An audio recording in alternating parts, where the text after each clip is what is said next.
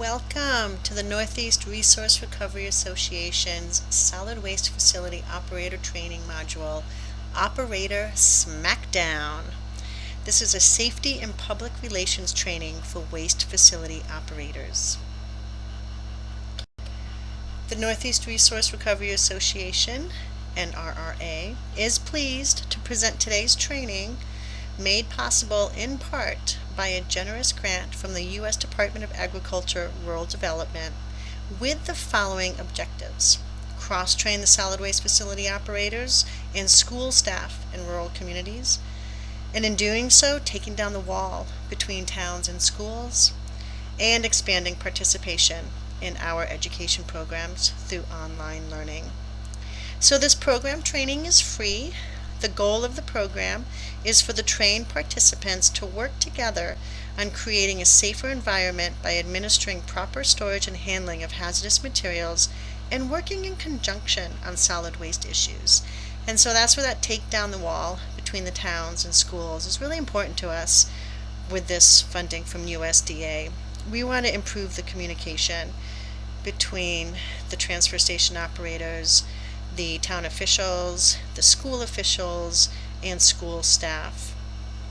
Those trained by this module can receive a certificate of completion and earn professional development and or CEUs. So you can get your professional development credit if you're a custodian or a nurse or a transfer station facility operator.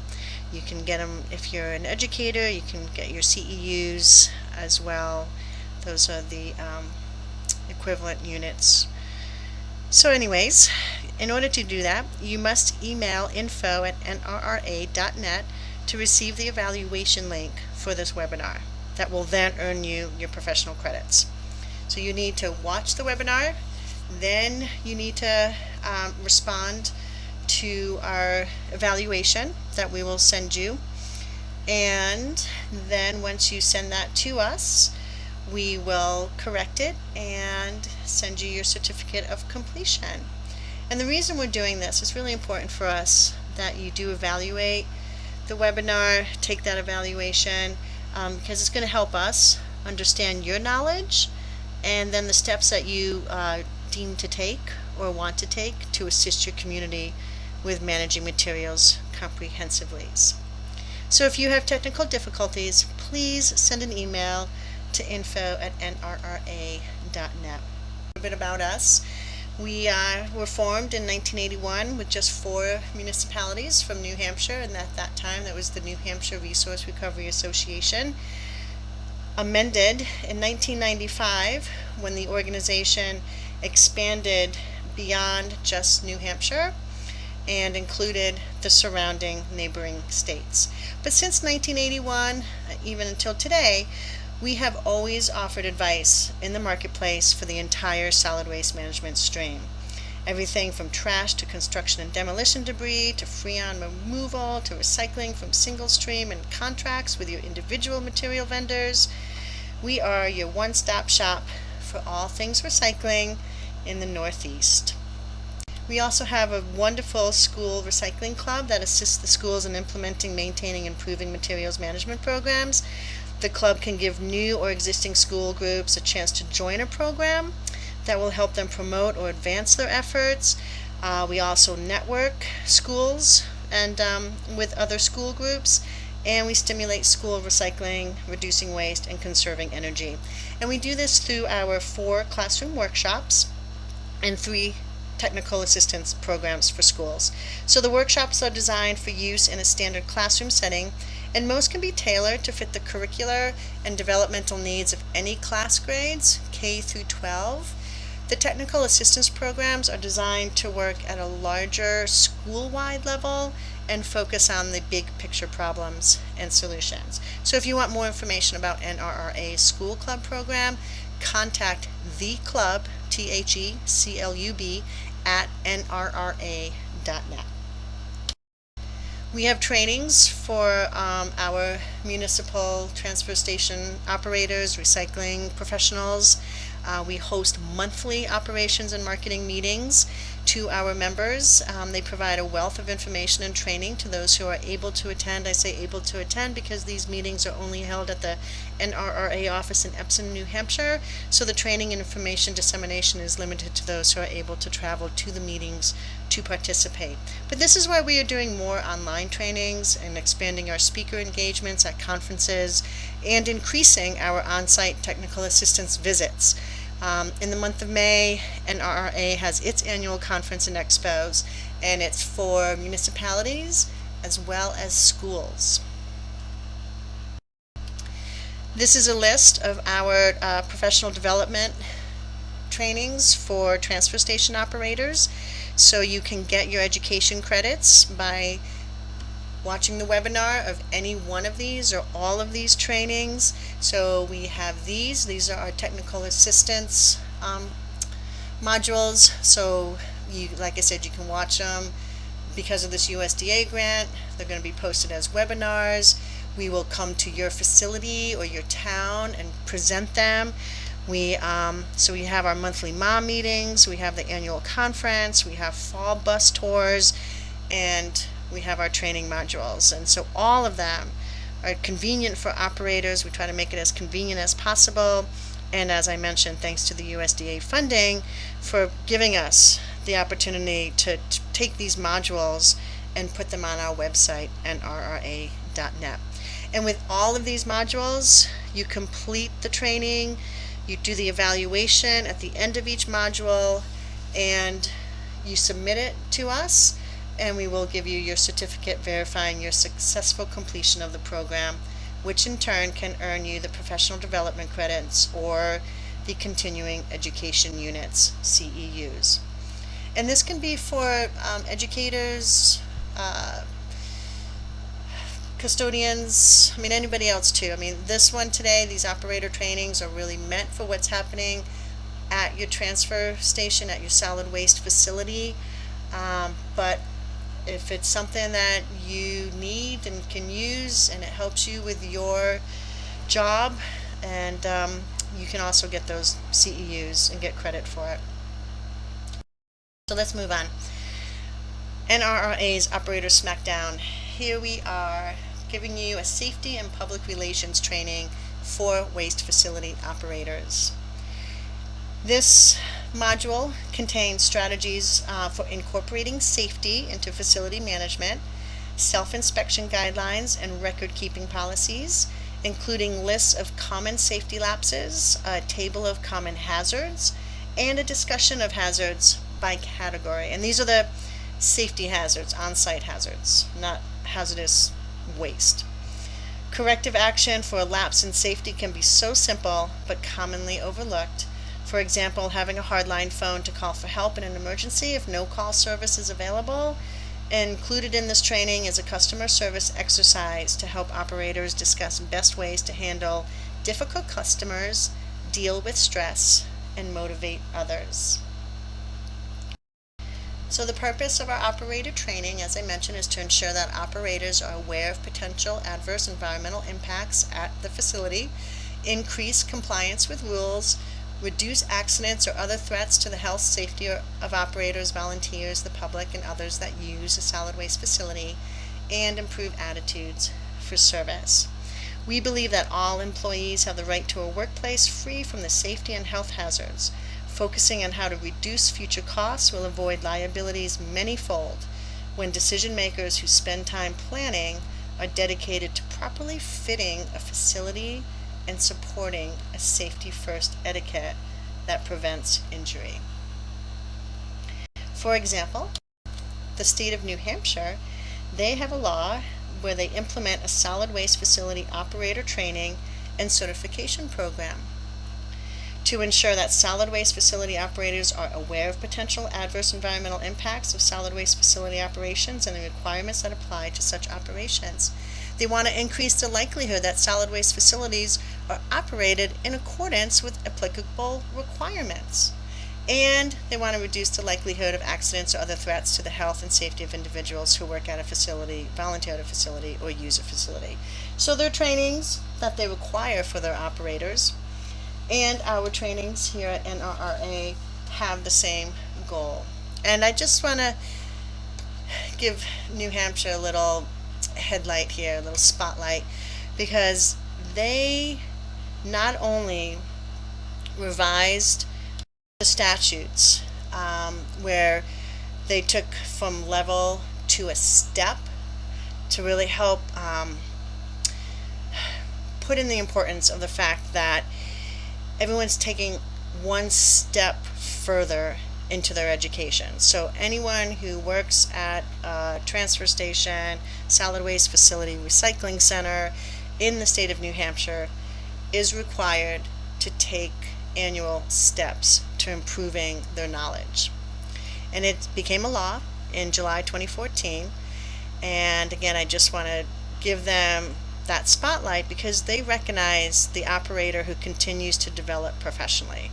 Each step increases with hours of accrued training as long as the operator attends annual trainings. And then the status is awarded automatically with the renewal. So our webinars, we are working in conjunction with NHDES, and any of our trainings, our webinars, are a means for the New Hampshire solid waste facility operators to accumulate the hours toward increasing their steps. Why is this important to us? Because often residents will approach an operator to ask about a disposal option. Or, unfortunately, materials get surreptitiously dropped at the transfer station. Then you, the operator, has to handle it. And isn't it nice to be recognized by your community and state that you are doing a dangerous job? One that in 2013 the U.S. Department of Labor qualified as an occupation with the 5th highest fatal occupational injury rate. This graph here is from the U.S. Department of Labor, and we can see here that based on the rate of occupational injuries per 100,000, that may be too small for you to read, but per 100,000 full-time equivalent workers, our top most dangerous job is logging workers at about 91%. We have then fishers and related fishing workers at 75%, aircraft pilots and flight engineers at 50%, roofer at 38%, and I'm rounding these off. And then we have our refuse and recyclable material collectors at 33%. So they're right above between the roofer and a little bit more dangerous than mining machine operators. And just to make a note that the rates in these occupations listed in this graph, all of these are over 10 times. They're 10 times higher than the national rate of 3.2 fatal occupational injuries per 100,000 for full-time employment workers 5 years ago in 2013. So all of these are 10 times higher than the national rate of 3.2 fatal occupational injuries.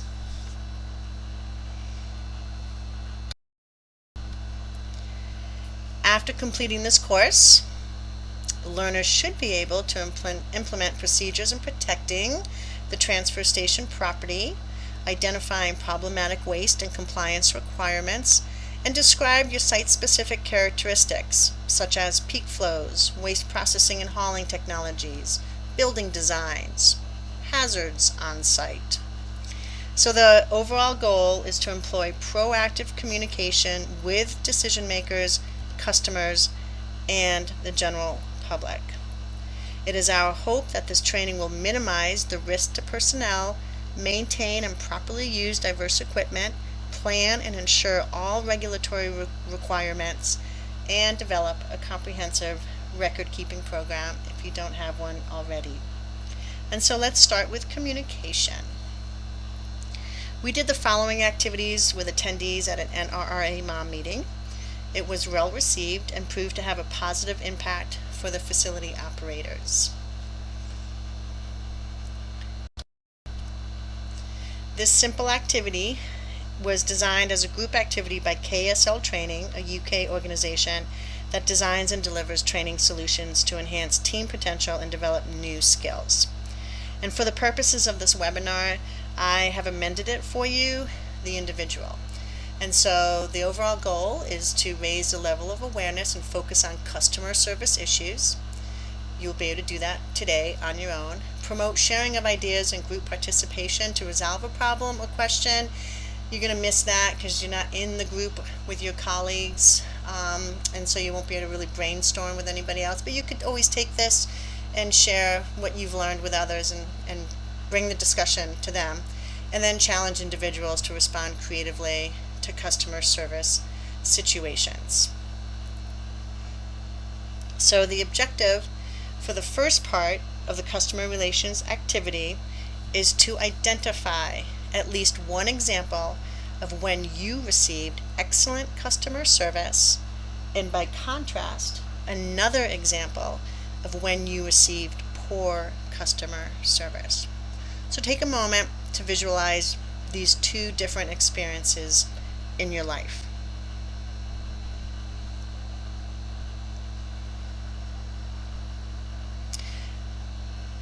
Now take a moment to write down one word that defines your emotions for each situation. So for example, the excellent customer service scenario. How did that make you feel? May have made you feel prepared, confident. Whereas the poor service, maybe you felt rejected, confused, right? So writing down that one word for when you received excellent service and how you felt, and when you received poor service. This all comes around to anyone who's providing that customer experience, right? So a key part of the customer experience is really the helpfulness and the responsiveness of the person communicating with you. So now you'll have to think about, you were first that customer, but then also on the flip side of the coin, you can draw out the definition of what customer service is all about. And it's about how you respond to the customer. For example, feeling good or bad. And you can take that feeling good or bad and be like, that is a way a customer might be feeling when they are with you, right? If you're the one providing the service, you are also the one that's determining whether it's going to be a good or bad experience. And so that brings us to the second part of the activity, which is stepping into the shoes of your customers. First, I'd like you to identify your key groups of customers. We already started playing with it a little bit, but now step into the shoes of your customer by thinking about a specific customer. So you have your key groups of customers, and now you're going to think about a specific customer and your encounter with that. So from making initial contact with you through to the service you provide, as well as the customer's final departure. Through the eyes of your customer, does your system make sense? Is it accommodating? Is the process clearly defined? Can you see where there may be some confusion that may irritate the customer, who then asks you, the attendant, to go the extra mile to help the customer? We all know that dealing with difficult behavior can be challenging for both the recipient and the person displaying the behavior. And so when at work, we may come across challenging behavior from a number of sources. They could be our colleagues, our manager, our customers, or our suppliers. Consequently, though, how you manage the difficult behavior is up to you. You may be slightly responsive to some, less responsive to others, more responsive to then a few more, but however you respond, it will be different dependent upon the context of the situation. No matter what the situation is, though, the KSL training group has developed a list of challenges, a list of suggestions to overcome many of these daily challenges. So let's go through that list. We're calling it attitude adjustment. And this, we're using it in the workplace, but it can be very useful in any relationship, personal relationships. So here we go. You want to appreciate and adjust. This means asking yourself, why is this person behaving in this way? Is this typical or out of character? Adjust your frame of mind to one that is positive and focused on helping them, and you will move forward. Build rapport and empathy. It never hurts to show some empathy and understanding appropriate to their behavior and state of mind. For example, if someone is angry, in most cases you can calm him or her down by simply lowering your voice. If that doesn't work and it's getting a little too dangerous, a little too intense, a little too hot, change the environment.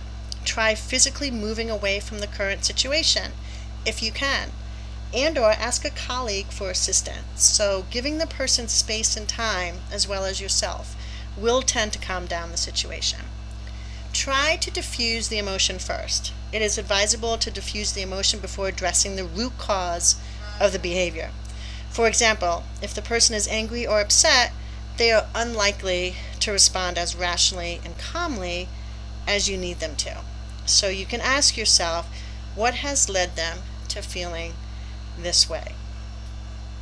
What are the real concerns about this situation? It is important to actively listen, to summarize, and reflect back. And then focus on the future outcome that you want, right? It will help the person move on from focusing purely on the past or the negative aspects of a situation. And then develop an agreed solution, one that both you and that person, your customer, view as a win-win outcome. And when you come up with that agreed solution, then highlight the agreement and next steps. It is always helpful to reaffirm your commitment to addressing the person's concerns or needs. And this is especially important if it cannot be resolved at the present moment. At least they know that you have heard them and that you are going to address the issue. And then inform others where appropriate. For your safety, you should inform others of the situation or issue to ensure no future misunderstanding occurs or problems resurface. Obviously, where difficult behavior has occurred due to a personal issue, it may not be appropriate to inform or share information with others, but use your discretion. In most cases, it really is, especially in the workplace environment, to inform others, because others may be dealing with that same customer, and you need to be able to keep record of this. And then, as always, judging your success and learning. There is always something new to learn. Ask yourself what you have learned from this situation, what you did well, and what you might do differently next time.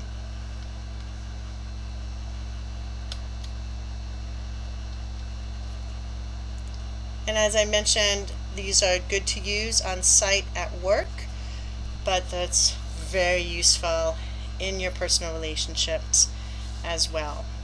And finally, before implementing any of those above strategies for dealing with difficult behavior at work, everyone needs to first take a step back and think for a moment. In particular, review your own perception and thought processes around the behavior, and ask yourself, why do I find this behavior difficult? Being clear of your purpose or reason for changing the behavior is important, and it keeps you focused at all times. Okay. Now let's get on to minimizing other risks at your facility, now that we addressed effective communication. These are the basics for best management practices at your facility. Recycle the basics. Glass, paper, cardboard, aluminum, and steel cans. And then number 1, PET, and number 2, HDPE plastic. Those are the basics. They make the recycling system simple. People can grasp those basic materials. compost organics. Lots of people are able to compost the yard waste. It may be more difficult or not even feasible to do the food waste or even low-grade paper. If you can do, I mean, this is, again, best management practices for you as the operator of a solid waste facility to just get it done. Materials management facility, and so we do want to look at how much of the organic stream can we compost. And if it's not feasible for you to be able to do it on site, promoting backyard composting through literature or bin sales is a noteworthy alternative. Reuse of construction and demolition debris. Various materials in C&D can be separated for reuse and recycling. For example, concrete, brick, and other inert masonry waste can be processed and used as general fill or other construction material without a permit. So you can use that as fill without a permit. Wood material can be separated and processed by permitted facilities to produce wood chips that are used to manufacture chipboard or other recycled wood products. And wood chips can also be used as fuel in states that allow it to be burned. But caution when burning C&D debris, because they may contain materials that are harmful to human health and the environment. And those materials may include asbestos, lead-based paints, PCBs, and chemicals found in wood treatment products and glues. And many states actually prohibit combustion of C&D debris. And then collecting household hazardous waste, that is regulated as well. We do have a whole training module on household hazardous waste, and that too is actually going to be a live webinar on July 10th. And if you miss that and don't attend it as a participant, then it's going to be saved in the archives of our webinars. And so Things That Go Boom is all about collecting household hazardous waste as well as other waste at your facility. Collecting electronics and universal waste, observing personal protection and safety, and submitting your annual reports and contingency plans. Best management practices for you to get it done. The basics. Common violations. And this is our list of 10 common violations that we extrapolated by looking over many reports over many years and seeing these over and over and over again with all the municipalities that we work with in the Northeast. No facility certification or it expired. Waste release on the premises, spills. Improper containment, prohibited wastes not dealt with properly, open containers of MSW after hours, gates left open after hours, fluorescent bulbs in trash. They are universal waste. They're not supposed to be put in your trash. Inadequate screening of prohibited wastes, sloppy used oil handling, and inadequate operator training and support. Let's move on to our strategies for safety. We have engineering controls,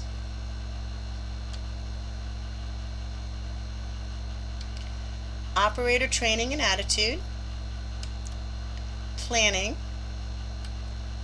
and enforcement.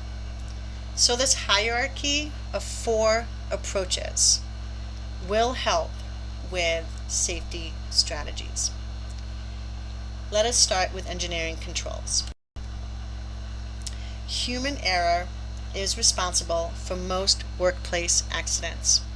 Using engineering controls restricts human error by creating a situation where mistakes are much harder to make. For example, placing a guard around an open chain and gear drive mechanism. Compactor controls that require a key for operation. And as I mentioned earlier, it seems simple, but a phone on site to call help in an emergency. Operator training and attitude and planning. Since hazards cannot always be removed by engineering controls, operator training and attitude is a vital component of any safety and health strategy. Operators taking courses, attending workshops, or speaking with peers are ways of keeping up to date and finding new ways to improve safety at your facility. And again, this is why to the Northeast Resource Recovery Association, it is very important to us to continue providing the technical assistance, whether it be on-site at your facility or coming to our MOM meetings in Epsom, New Hampshire, where you get a chance to speak with your colleagues, even state reps, even marketing reps, so you're up to date on what is going on with the market, with what you are trying to manage on site and move to a higher level of use, right, rather than just disposal. Enforcement. Not everybody really likes to have to do enforcement, but it is the least desirable strategy. But enforcing the safety rules has its place in the toolbox for creating a safe facility. And just to go back to planning, because I didn't really touch on that before, it's important that operators have direction in how to operate properly, right, including the safety procedures and an emergency response plan, that you have written reference detailing on how the facility should be properly run, and that encourages adherence to the safety precautions. And so then maybe there would be no need to have to enforce with a written warning for failure to wear the provided eye protection required by the operation manual and regulations as an example to that. And then we talked about the common violations at facilities, or 10 common violations. These are the common safety lapses that we have noticed in inspecting facilities. Blocked exit doors. It's easy to store something in the way of infrequently used door, especially in the limited indoor space at a transfer station. No eye washes. Eye washes are difficult to site at a facility without running water, but think what would you do if battery acid splashed in your eyes? So consider a pressurized or gravity feed eye wash to save your eyes if you don't have running water on site. Non-existent or non-functioning fire alarms. This is very important because fire alarms and detectors provide the essential warnings in case of smoke, fire, and or carbon monoxide levels. Keep them operating. If you have your recycling facility next to a closed landfill, then you are messing with methane gas, and that is very explosive, as well as the other material that you are collecting. Inappropriate pressure tank storage. A skinny pressure tank leaning against a wall seems very innocent, but if it tips and it has a brittle valve and that gets knocked off, then you've just turned that tank into a rocket-propelled torpedo that's shooting through your facility. So take care to tie them up or store them in a safe place on their sides. Improper respiratory program. Some facilities have indoor air quality issues that require a respiratory program, using filter masks, and there are a host of regulations that need to be followed for a respiratory program, including proper hazard communication to employees. Poor housekeeping. It's easy to have broken glass, as an example, left on the floor. And if you don't sweep it up and keep things tidy, slips and falls are very common as a safety hazard in a facility. Flammable storage. Please remember that all flammable storage containers need to be grounded and bonded. Wiring. Poor wiring seems to be a common problem with trash compactors.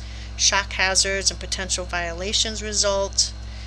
Also, your GFCI outlets aren't always installed, and they should be. And as mentioned before, inadequate railing around the compactor chute. The trash chute area is a confined space which requires protection against accidental falls. And a trash compactor has the added hazard of the ram. And so that's, why we want to make sure that the guards and or railings are in place.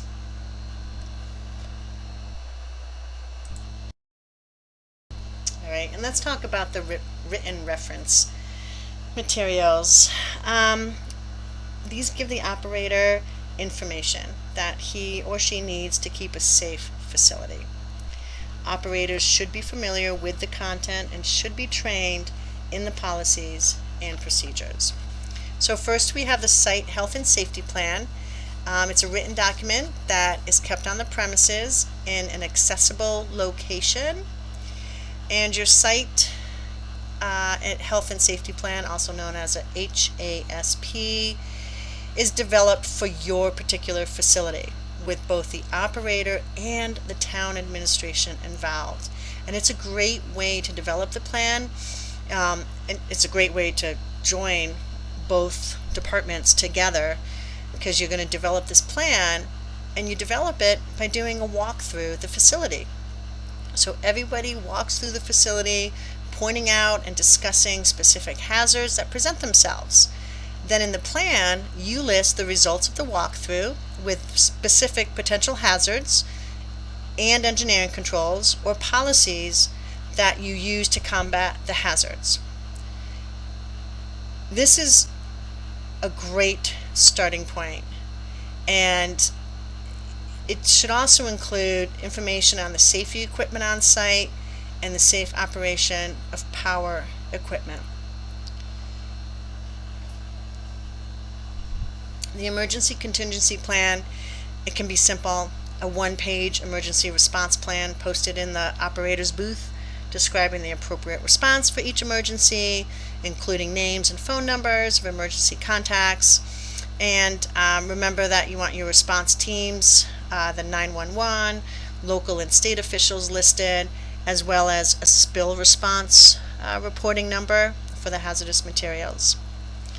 And then we have the facility management plan. It's already been created for most municipalities because it's required as an application for facility certification, and this covers the design and operation of the facility. Be familiar with its contents and keep a copy at the facility for reference. And then accident reports. There should be a report form and a system for reporting accidents to the town authorities. The form could also be used to report near misses or accidents that almost happened, and that's a great way to identify hazards that have not been properly addressed.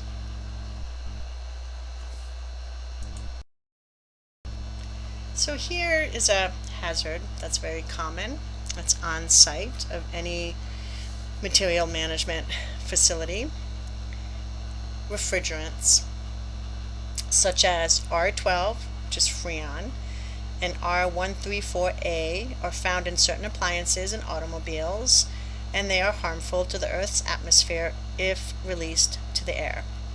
So the Freon belongs to a group of chemicals known as chlorofluorocarbons, or CFCs, and they rise into the upper atmosphere where they destroy the ozone layer that protects Earth from high-energy ultraviolet radiation. And increased exposure to this radiation raises the risk of skin cancer and damages plants and animals. And so it's a greenhouse gas because it contributes to global climate change. One of the largest single uses of Freon is as a refrigerant in air conditioners, refrigerators, and freezers. By the end of 1995, manufacturing of new Freon was no longer permitted, but however, Freon can still be used until supplies are depleted. And now what's happening is the appliances are using other refrigerants, as R134A, which is still a CFC, still contains chlorofluorocarbons. It is illegal to vent any refrigerant to the atmosphere, and it is important to manage refrigerants in a way that protects the environment. So you, as the person managing the site that people are bringing their refrigerators, freezers, air conditioners to, you have to manage it so it protects the environment.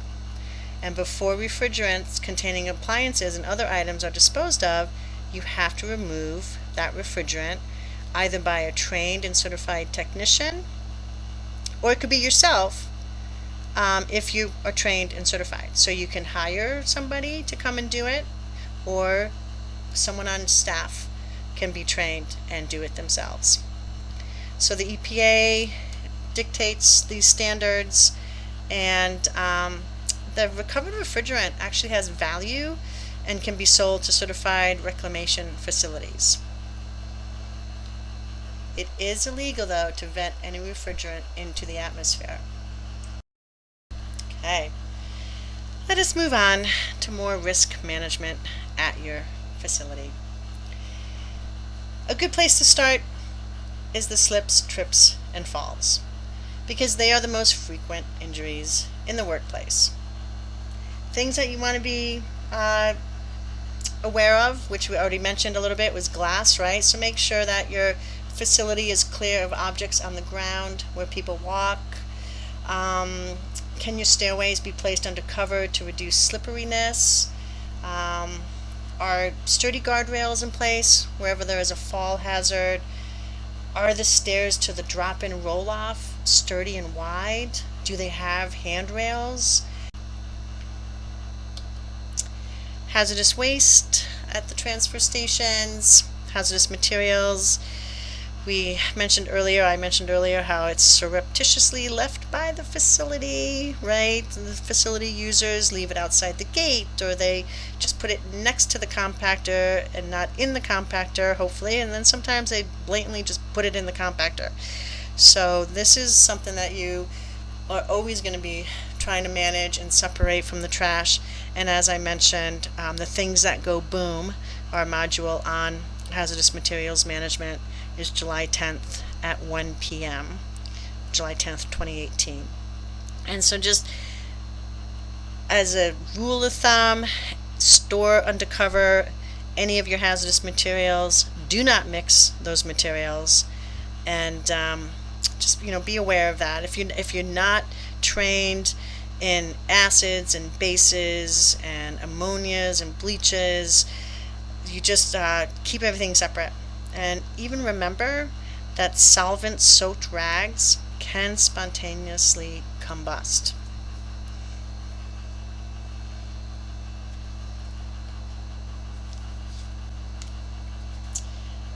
And OSHA and the Department of Labor and Industry Standards, there exist extensive state and federal regulations addressing worker safety, too numerous to list here, but the resources are available. Just key in OSHA, look up your state OSHA department. Some are more active than others.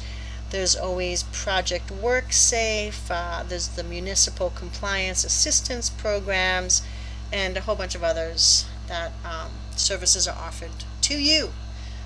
The government provides these services, so use them. Fire hazards, trash and tires can present a fire hazard at the facility. Be sure to keep heat and flame away from hazard locations and have a no smoking policy.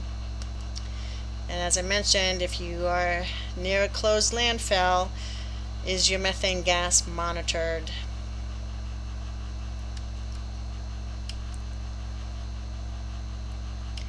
Vectors, that's the lingo for pests that can plague our waste management facilities, including seagulls, rats, flies, bees, crows, cats, etc. They pose health risks as well as a nuisance. Keeping putrescible waste contained in the compactor, keeping the site clean, and asking folks to be sure to rinse out their containers are all ways to reduce the attractiveness of the site to vectors. And written reference. Written reference materials give the operator the information he or she needs to keep a safe facility. Operators should be familiar with the content and should be trained in the policies and procedures, if I haven't mentioned that enough already. So let us take a look at the typical operation hazards and control measures. Materials handling. Strains and sprains to the back. Remember, lifting with your legs, not twisting as you're lifting. You may want to use a back belt, right, in conjunction with any training on materials handling. Physical conditioning, stretching. I worked for an organization that the attendants got together every morning and did a stretch class, warmed themselves up for work. You have the contact with power transmission equipment, which could cause lacerations, amputations, fractured bones. So do not override the safety features on the equipment and replace guards if they were removed.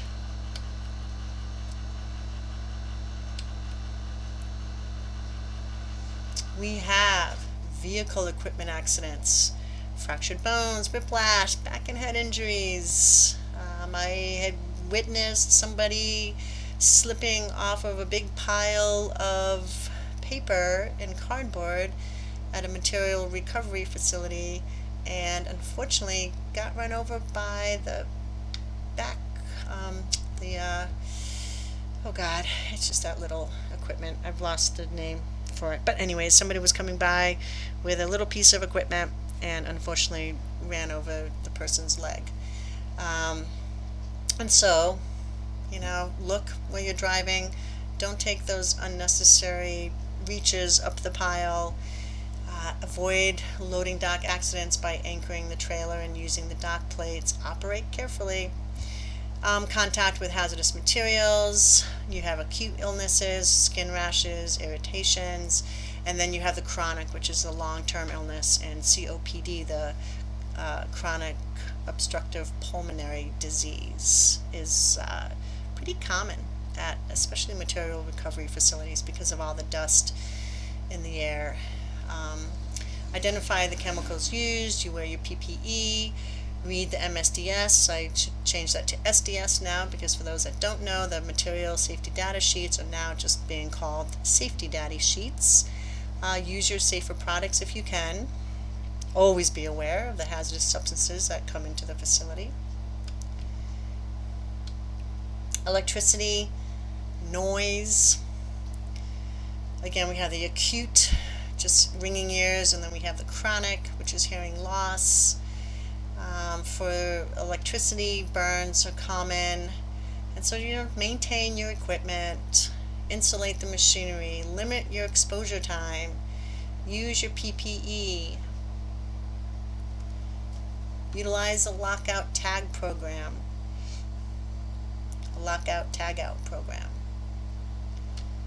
Be trained on using that equipment. And then we have the slips, trips, and falls, which I already spoke about. We have the projectiles.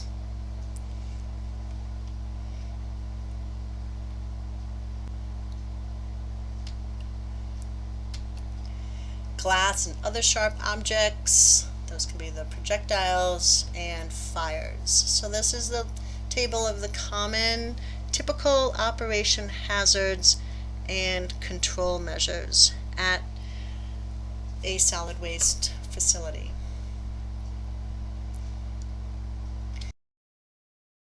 And I spoke about methane earlier and how it's a gas that will it leaks. It loves going through any type of little hole it can find. So it's always looking for the cracks in bedrock or the cracks in buildings that it can just keep traveling through. It is emitted because of the organic waste that is in the municipal solid waste landfills. So whether it's an active or closed landfill, there is methane being produced. And under the right conditions, methane gas can migrate into the water wells along with the groundwater. High concentrations of methane in the water wells can accumulate in confined spaces and act as an asphyxiant or become flammable. And all of these dangers can be mitigated through enhanced venting of well casing or the venting of confined spaces like basements and removing any ignition source. So as we see here is an example of methane that did creep its way into a facility. and exploded. And so you can see how it blew out the wall. The top left picture is the wall being blown out on the right. The picture next to it is showing what it looked like before, and then that door that just disappeared is actually the overhead bay door that exploded out. And so luckily there was nobody standing too close to all of that when it happened. And then a fire occurred after the methane explosion. And so we see here the golf cart burned, the telephone burned, the welder burned, signs burned. Just like to say, fortunately, the building had a sprinkler system in it, and very important to have that, because the sprinkler system is what kept this fire under control. Otherwise, that building would have burned to the ground. And that was actually quite a discussion between the town officials on whether or not to put in that sprinkler system, because it was expensive. It was expensive, right? And like I said, we know some of these facilities, and especially the rural communities, are out there where there is no running water. And sometimes things are expensive to bring that infrastructure, that safe infrastructure, to the facility, and most want to just overlook it. But as we see here with these pictures, that is an accident that no one expected. It was a system that was being managed. It had the gas monitoring people were there all the time, and it still had this situation. And so this is why it's important for you to self-inspect. So self-inspection is really, and actually I'm going to give the New Hampshire Department of Environmental Service credit again for this, because they really push people doing self-inspections. And I don't know, hopefully other states are doing the same, but they really, really recommend that you, as the person in the facility on a regular daily basis, should go around and inspect. Just like we talked about when you're walking around developing your safety and health plan. Well, that may have been developed a while ago, and you still need to keep an eye on things. You still need to look at what is happening around your facility. We talked about looking at your facility through your customer's eyes, right? And how to eliminate, or at least reduce the amount of angry interactions. Same thing with looking at your facility through an inspector's eyes, right? Because the state will, state officials, they do periodically inspect the facilities to assure that they are operating in compliance with the permit and the applicable rules and statutes. And this inspection that the state does, they look at it as an opportunity to provide the technical assistance to the facility operators who may be looking for help with particular problems. So as you can look at your inspection from the state as a way to get assistance. Most of the states, when they show up on site, they don't let you know they're coming. They come unannounced. They arrive at your facility. They will show their identification, request to speak with the owner or operator in responsible charge, and then explain the visit to the facility, the purpose behind the visit. And then they'll go through the inspection, how to proceed with the inspection. It'll involve a review of your facility records and other paperwork, and part of the inspection will involve walking throughout the facility and asking questions to determine whether operations conform to the permit and are applicable to the rules and statutes. And they also may take photographs as needed. So to be prepared for that, right? So it's a learning experience for you if you're the operator and they come to your site unannounced and you get to walk through and you get to learn. Rarely will you get fined right off the bat. Most often they give you a chance to improve it, and depending on the deficiency, they'll provide the guidance documents or other information to help with correcting the deficiency, and they'll come back, and see if it's been taken care of. And then if they keep coming back and it's not taken care of, then you can look at receiving your fine or demerits for it. So this is why we say to self-inspect. that inspector from your state agency is coming to you with a form, and you can even ask that they provide you with a blank version of the form that they use, their inspection report. And then you can go around the facility with that form on a regular basis and look at your facility through the eyes of the inspector and clean things up. Make sure that everything's taken care of, so when they do show up, you have it all in place. You have your everything that's needed on the form to be addressed, taken care of. You are conducting your own inspections, like I said, on a regular basis. So, any weekly things that might go wrong, if you do it every other week or at least once a month, that's a little probably too much time, but that's what's recommended, is try to do it every weekly or every other week. And you can also have your own inspection sheets when you self-inspect. Add them to your manuals. Not only do you have proof that you've corrected problems when you found them, you also will know that if you keep finding the same problem, that you have to sort of find the source of that problem and provide more worker training or instruction, to the drop-off customers as needed. So again, it helps you comply with the state, stay out of trouble, but most of all, doing self-inspections helps you understand your facility and taking care of your facility on a daily basis.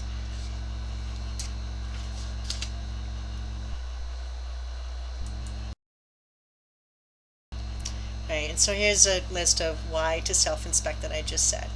It's required in some states by the solid waste rules, required to operate and maintain your equipment according to manufacturer specifications, required to provide a safe environment for your residents and customers, and preventing any incident from occurring can save money, lives, and your job.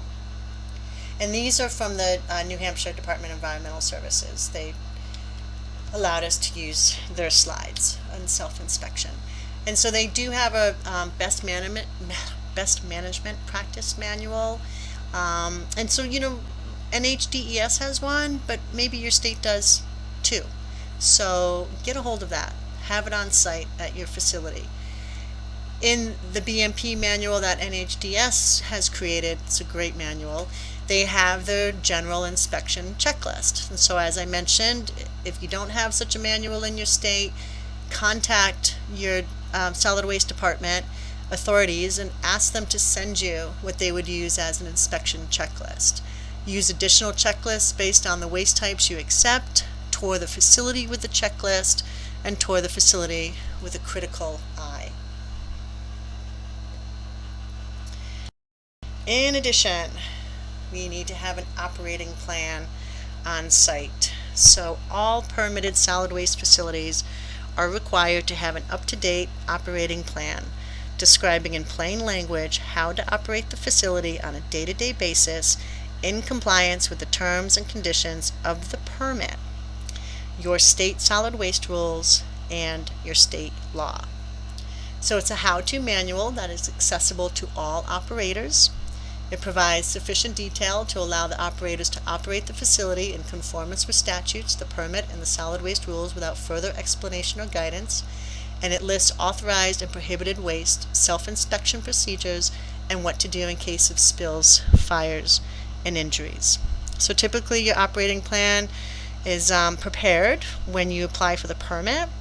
And when the facility operations change, the permittee must update the operation plan to reflect the change. A copy of a facility's approved operating plan must be kept at the facility where it can be used by facility operators and shown to your state inspectors on request.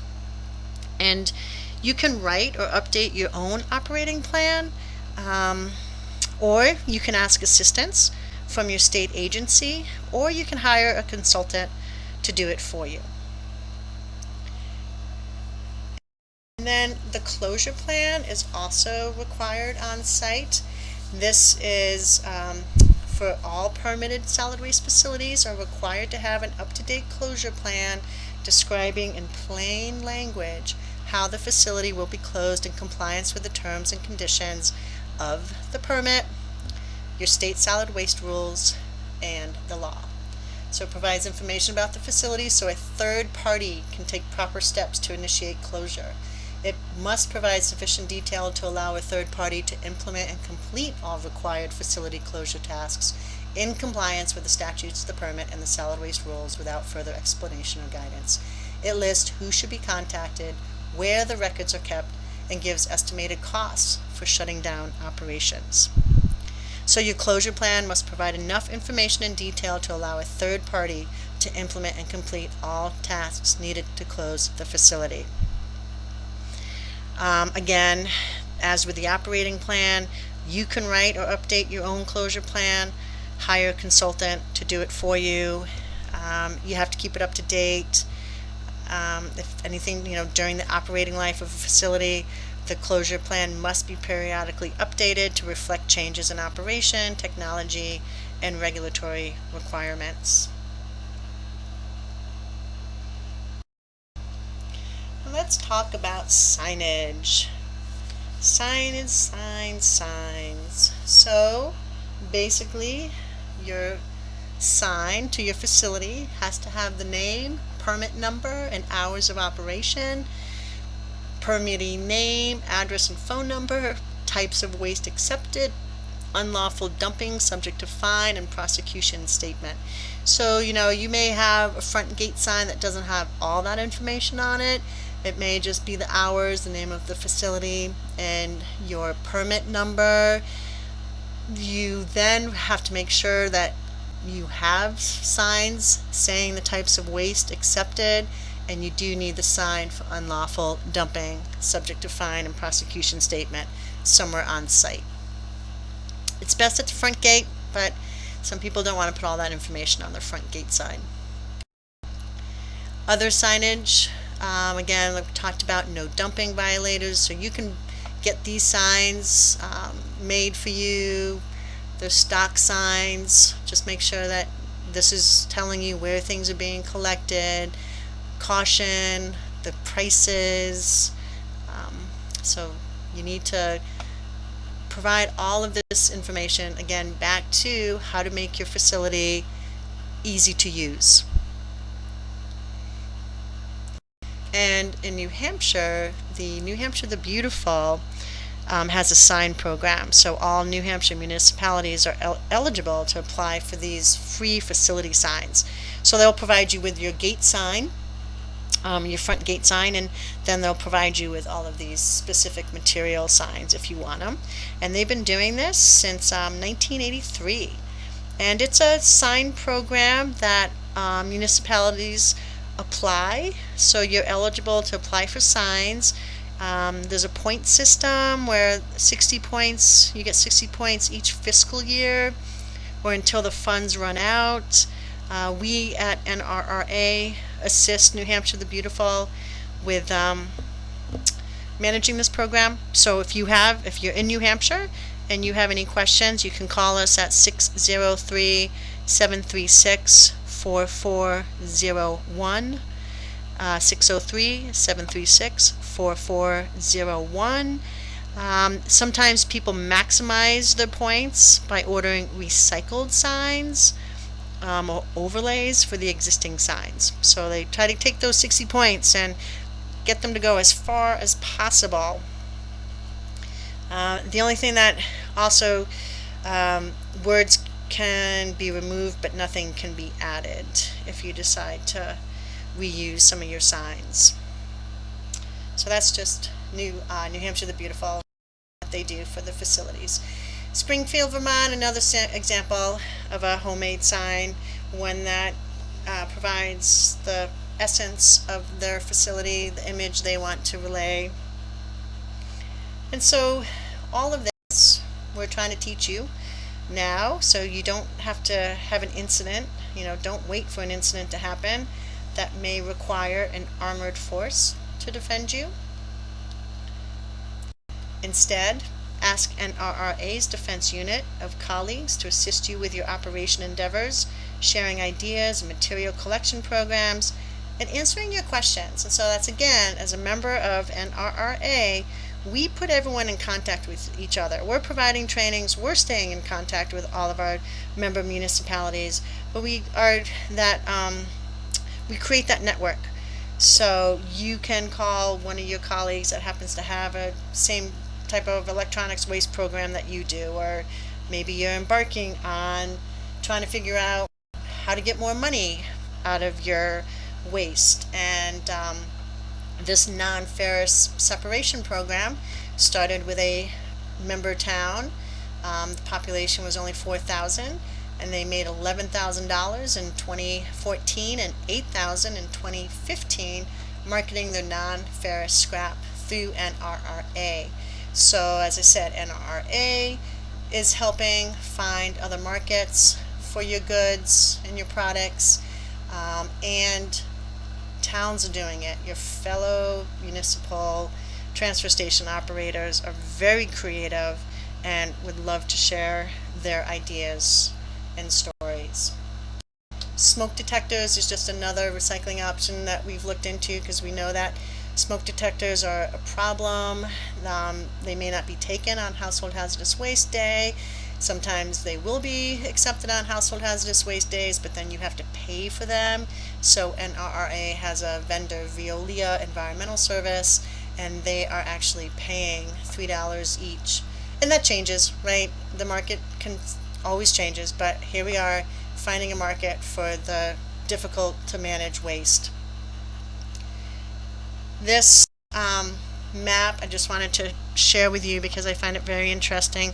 It was done 14 years ago, and although outdated, I like how it represents the state of garbage in America and provides a picture on how municipal solid waste is handled throughout the United States.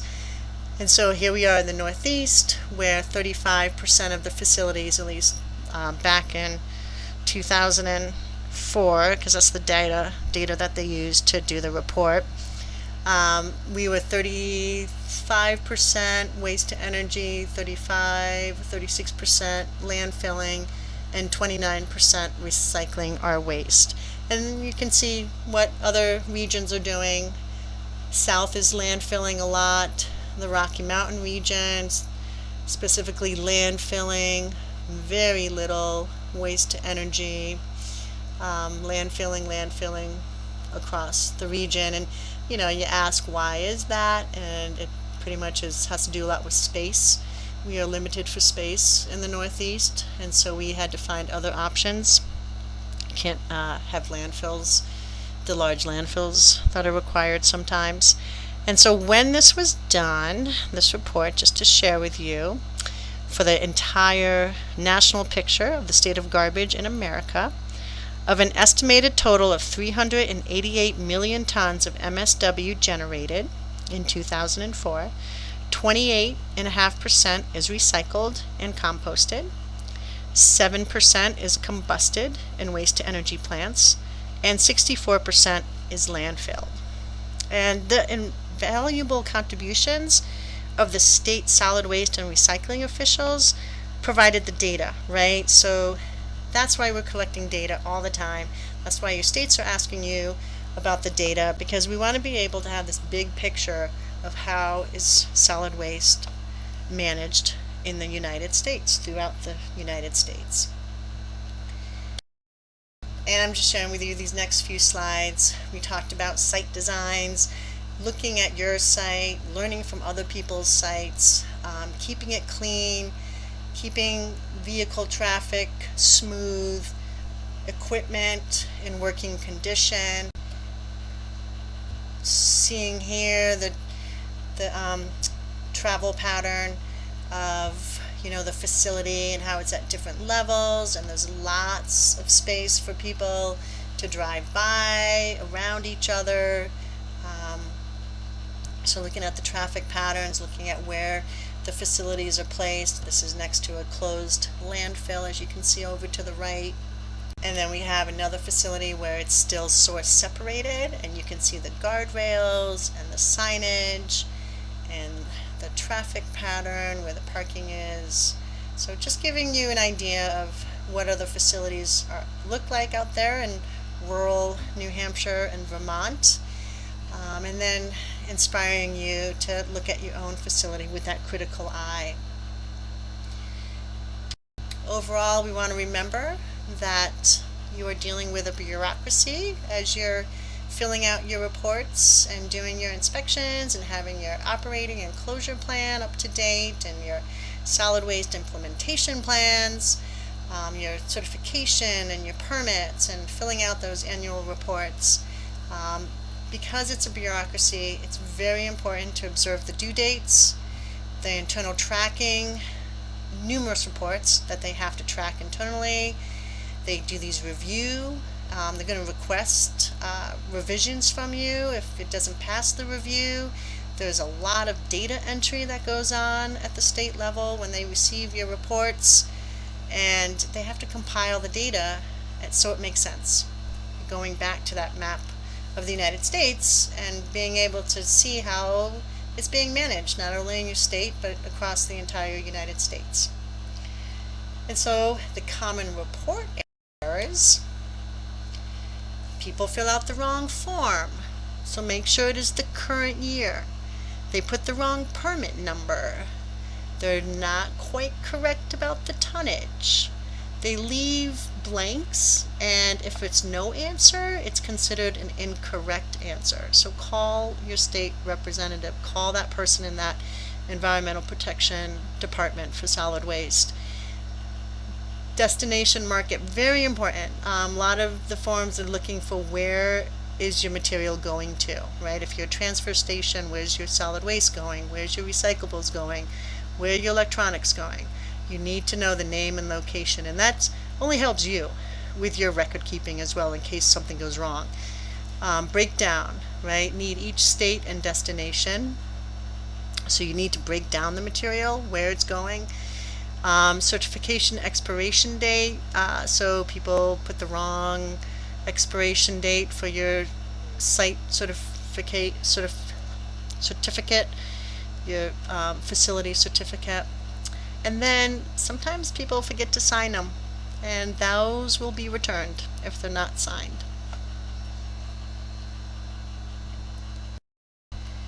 Why do we do this? These are our cultural representations of lovely buildings from the past, which look very much like this pyramid, which is our landfill pyramids we are now building.